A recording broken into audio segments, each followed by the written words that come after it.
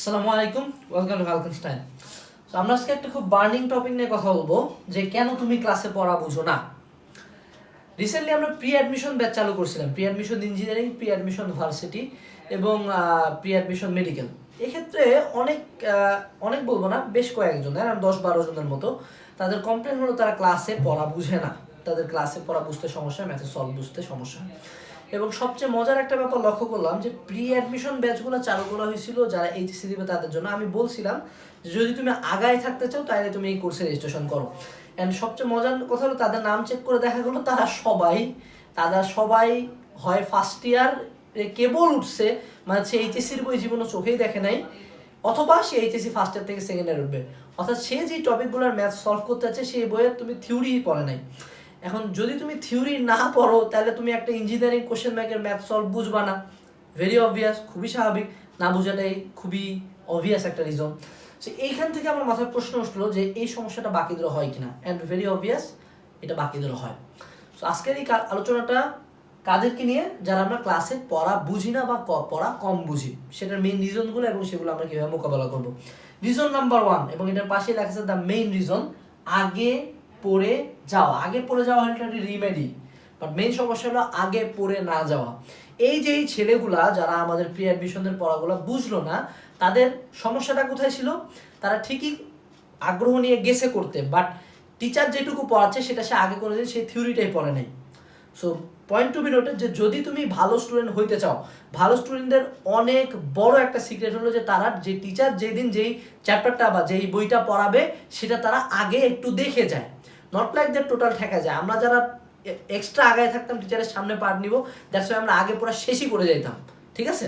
কিন্তু যদি তুমি চাও যে না মডারেট একটা ভালো স্টুডেন্ট হবো, তাহলে টিচার তোমাকে যেদিন যেই চ্যাপ্টারটা পড়াবে, যেই টপিকটা টিচার সেদিন আলোচনা করবে, সেটা তুমি আগে পড়ে যাও, পারলে শেষ করে যাও। কিছুই যদি না পড়ে অ্যাটলিস্ট দেখে যাও, তাও দেখবা টিচার ওয়ার্ডগুলা অনেক ভালো মতো মাথার মধ্যে গাঁথতেছে।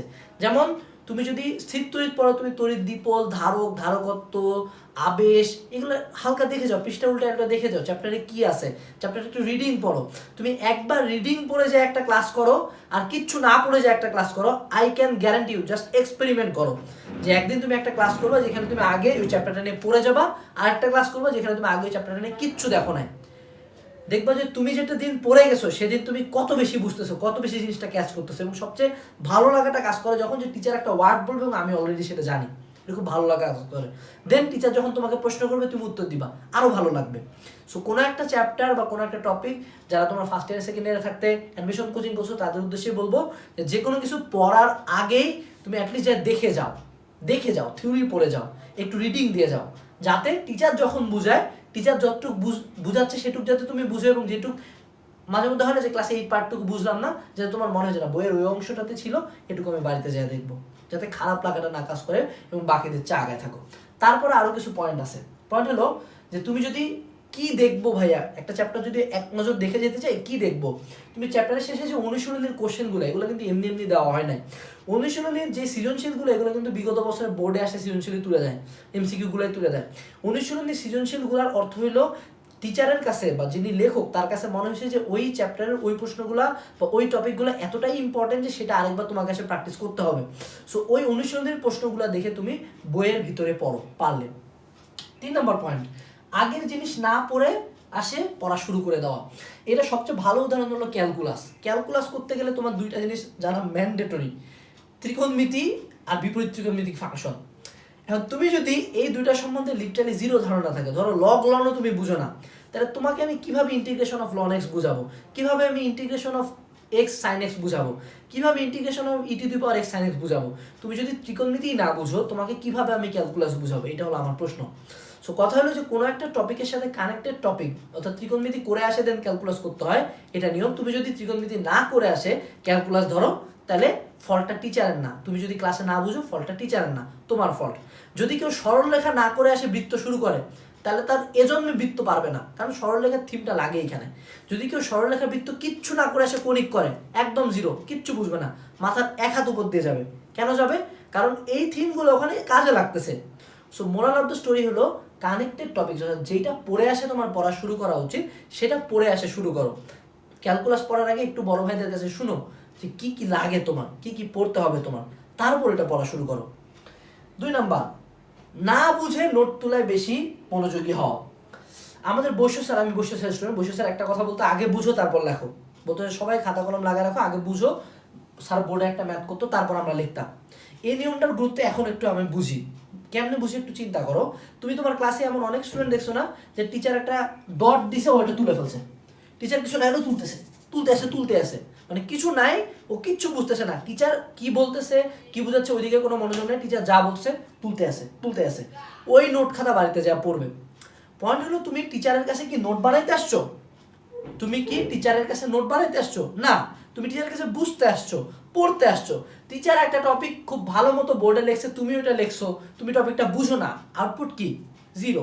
সে এমন অনেক স্টুডেন্টের মেন্টালিটি দেখি, আমি নিজেও যখন কোচিংয়ে ক্লাস নেই, যে সে আমি কি বুঝাচ্ছি, যে আমি এত কষ্ট করে পাশ আট করে এইভাবে হাত দিয়ে আট করে বুঝাচ্ছি অক্ষ, সে এদিকে কিছু না, সে লিখতে আসে। এটা কিন্তু উচিত না। তোমার কাজ নোট তোলা না, আগে বুঝবা টিচার কি বলতেছে। টিচার লেখা শেষ করে তোমাকে লেখার টাইম দিবে, টিচার তোলার টাইম দিবে। না টাইম দিলে তাস্কার বলে, স্যার থামেন, আমি একটু তুলে নেই।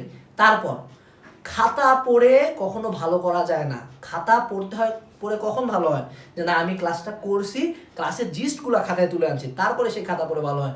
কিছু না বুঝে টিচার একটা ডট দিছে, ডট দিলাম, টিচার এখানে একটা টান দিছে, টান দিলাম, টিচার এখানে কোন পিঁপড়া আর্ট করছে, ওটাও আমি আর্ট করে নিয়ে আসছি। এটা তো কোনো লজিক্যাল খাতা না। ক্লাস নোটস হলো ক্লাসের ইম্পর্টেন্ট পার্টগুলা, জিস্ট পার্টগুলো নিয়ে আসা, ক্লাসের সামারিটা নিয়ে আসা।